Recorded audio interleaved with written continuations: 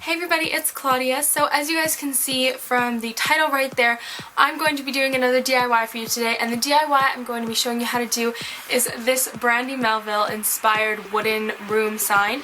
And I saw these all over the internet, and I don't live anywhere close to a Brandy Melville, and she didn't have the word that I want, which as you guys can read right here is fearless, and so I decided I would make one, and I wanted to show you guys how to do it too, because you may have the same dilemma as me that you don't have a Brandy near you or they don't have the word you want, so why not do it yourself?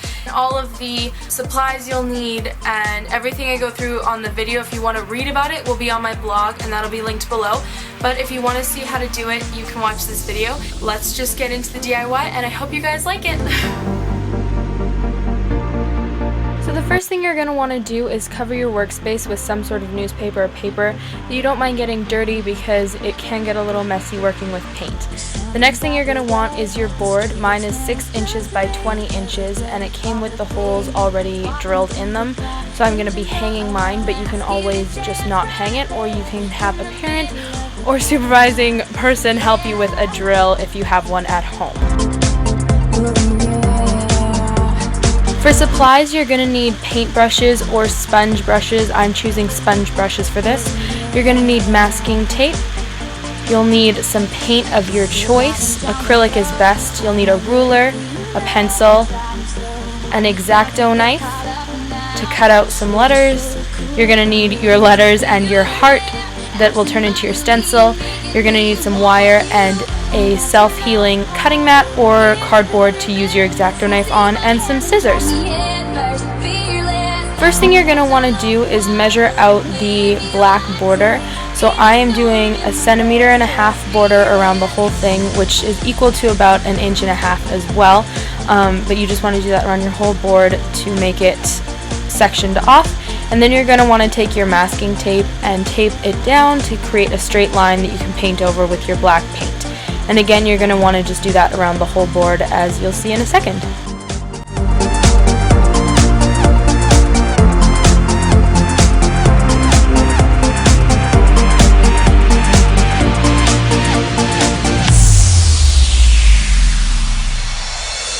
And you're going to want to snip off any excess edges from the tape, just so you don't have dents in your paint.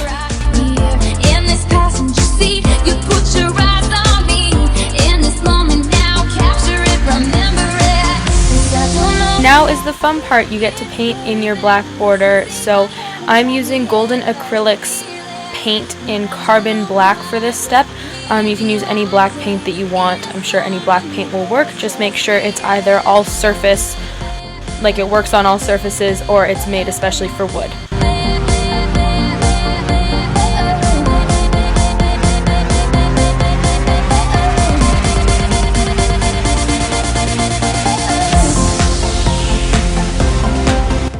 So for my heart stencil, I found it on the internet. I googled heart, and it was the first one that popped up. And then in Arial Bold in 220, I'm writing my fearless word, and then I'm copying and pasting my heart into that document and just resizing it, comparing it to the S, so it's not super big or super large compared to my word. And then I'm just printing it in landscape mode. Next, you're going to take your X-Acto knife or your scissors and just cut out your stencil, and making sure to keep any middle pieces of any letters that have middle pieces so you can tape them down when you paint. And I wanted my heart a little bit bigger, so I just traced it around the lines just because it wasn't as big as I wanted it to be.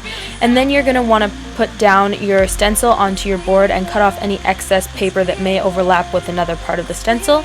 Tape it down, and you're ready to paint. So I'm painting with a Martha Stewart all-purpose acrylic craft paint in the color Bubblegum for my letters. And then I'm using Golden Acrylics Titanium White for my heart. And then all you're going to do is peel off your stencil and reveal your artwork. Then you're going to want to peel off your black stencil, the tape there. And then I found that if you have any mistakes, you can just use your X-Acto knife to scrape off any paint that went outside the lines. I put my name on the bottom of mine and 2014 for the year. And now if you're going to hang it like I did, you're going to want some wire. You're just going to size that and then twist the wire around itself 5 or 6 times, And that's it. You have your finished Brandy Melville inspired sign.